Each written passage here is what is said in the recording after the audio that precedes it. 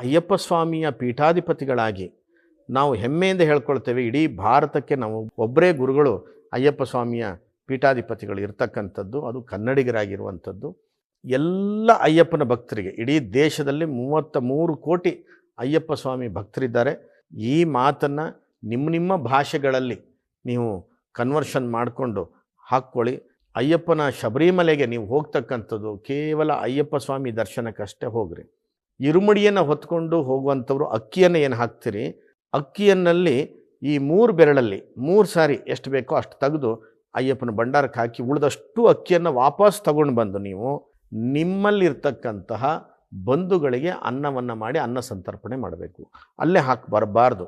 ನಾನು ನೋಡಿದ್ದೇನೆ, ಕಳೆದ 3-4 ವರ್ಷಗಳಲ್ಲಿ ಆ ಅಕ್ಕಿಯನ್ನು ಹಿಡಿದಿದ್ದೇವೆ. ಇದು ಒಂದು. ಇನ್ನೊಂದು, ಹುಚ್ಚರ ಥರ ಸ್ವಾಮಿ ಶರಣಮಯ್ಯಪ್ಪ